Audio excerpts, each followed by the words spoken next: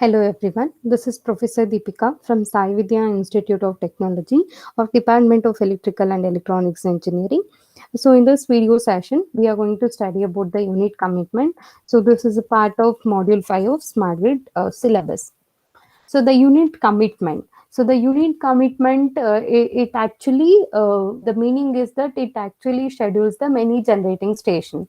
Like the scheduling of the generating station is only the main thing, because during a peak hour we have to manage so many generating stations, and during normal hours so many generating stations are not required. So therefore, for their scheduling and for their optimal utilization, for their increasing efficiency, so this unit commitment plays a very important role. So unit commitment is an operation schedule function, which is sometimes also called as a pre-dispatch. So therefore, it is an operation scheduling function which schedules the operation of the different generating station. It is the problem of determining the schedule of generating units within a power system in terms of time scale involved, subject to device and operating constraint, resulting in a great saving for electrical utilities. So we know that if many generating stations are operating at a time, their operating cost, maintaining cost, their transmission cost, so everything will increases. So that will be a burden on the utility. So therefore, if we have the unit commitment problem, or if we have a unit commitment thing, then it will schedule the many generating stations. So only the required generating stations will be in a work. So that is how this unit commitment is going to work.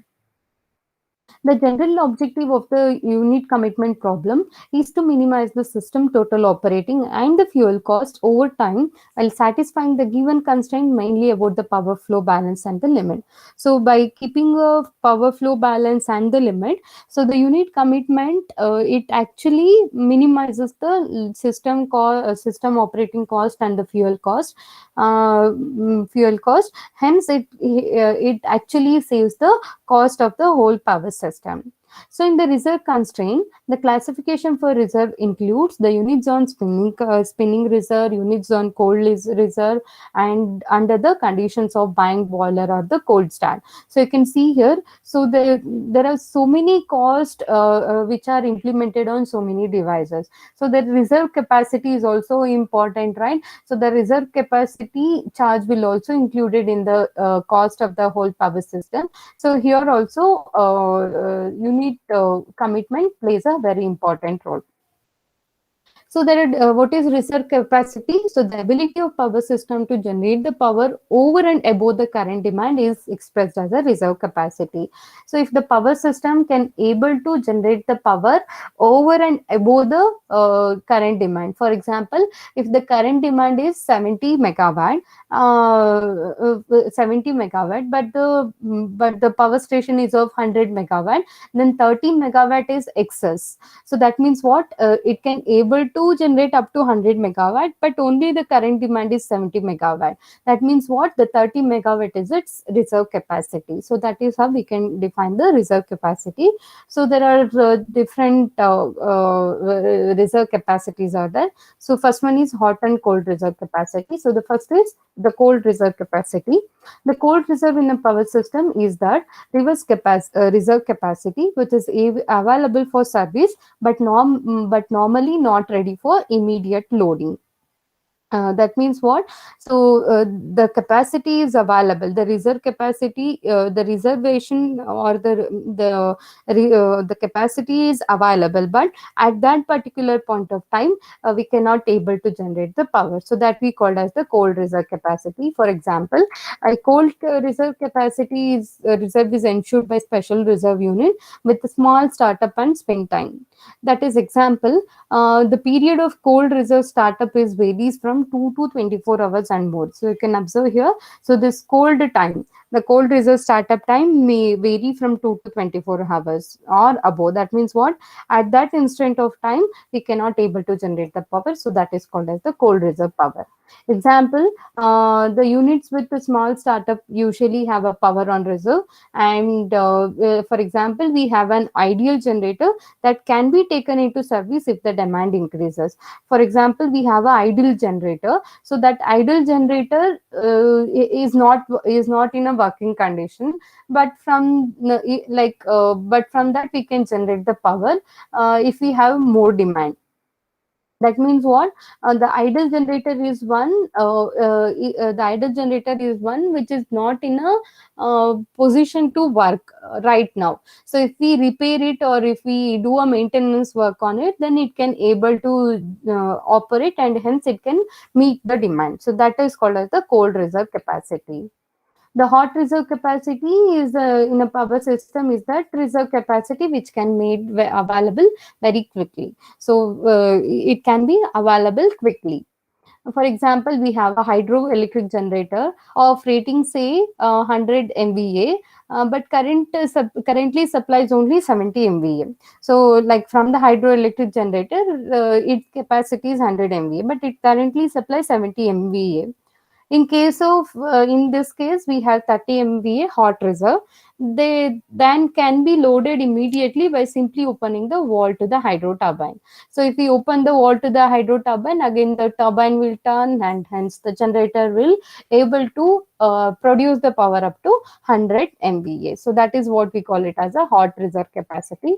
Then spinning reserve capacity is also there. The spinning reserve of the active capacity is the capacity reserve located at operating units and units with the startup time of up to 5 minutes. Thus, a fast start reserve is also a spinning reserve. So that means what?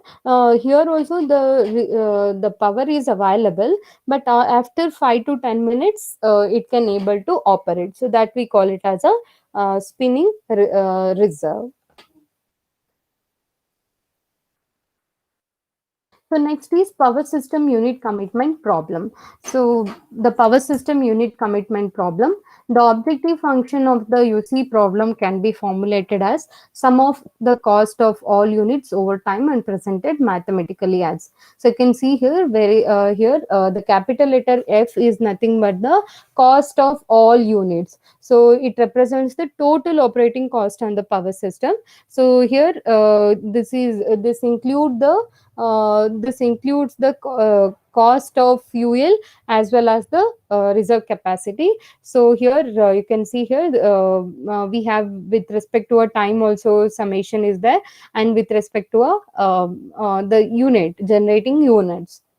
So here the UAFT represents the ratio of generation output and the capability, and wherein FI of T is nothing but the fuel cost of ith unit, and SI of T is nothing but the SI of T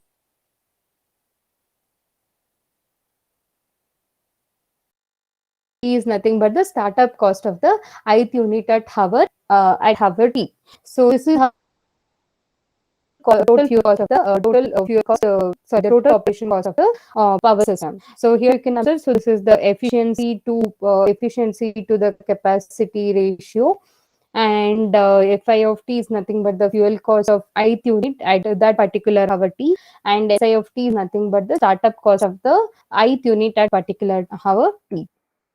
The constraint models for the UC optimization problem are as follows. So there are different constraint models are there from which we are going to design the unit commitment.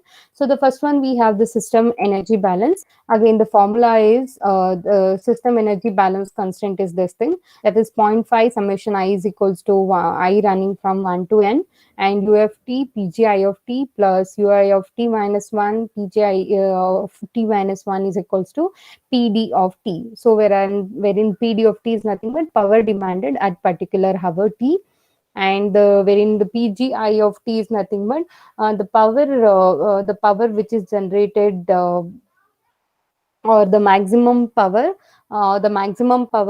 output at the of the ith unit.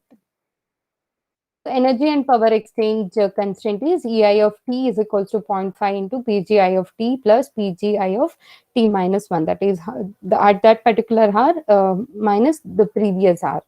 Then spinning reserve requirements are there. That is summation of I running from 1 to n, Ui of t, Pgi of t greater than or equal to Pd of t plus Pr of t. So wherein Pd of t is nothing but power demanded at particular time hour, and Pr of t is nothing but power reserved at that particular hour t.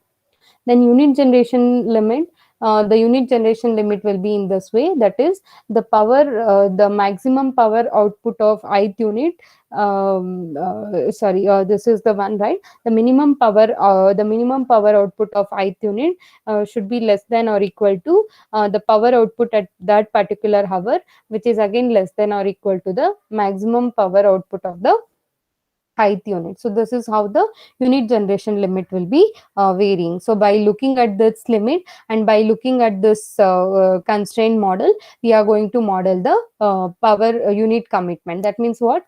By having this limits and by having this constraint model, we can able to schedule the different schedule the different generating units. So with actually the t limit, the hour limit will be belongs to 1 comma t, wherein the capital letter T represents the total time under which the unit commitment is performed, and again the I, we are talking about the unit, right? This I will be varying from 1 to n, wherein n, capital letter N, represents the total number of units in the system. So where so these are the thing we have discussed. Terminologies. So in the reserve constraint, again we have so many constraints, right? We have talked about the spinning reserve, we have also talked about the cold start. So the Lagrangian relaxation is commonly used to solve the UC problem. So we have many methods are there, like we have the Lagrangian relaxation method, we have fuzzy logic method, we have artificial neural intelligence method, and so many methods are there, and each methods have their own advantage and disadvantage. So here two methods are discussed. One is the Lagrangian relaxation method, and we have also the ADP, that is the we also have the dynamic programming method. So it is much more beneficial for utilities with a large number of units, since the degree of suboptimality goes to zero as the number of units increases. For the utility, if the number of units increases, then the optimality, that is the cost on the system will also increases, and the efficiency of the system will also increases. So that will cause a benefits to the utilities. So it is easily modified to model the characteristics of specific utilities, and it is relatively simple to add the unit constraints.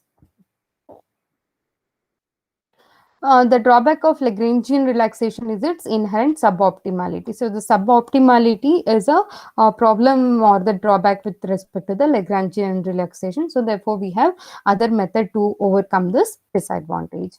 So the Lagrangian relaxation method, it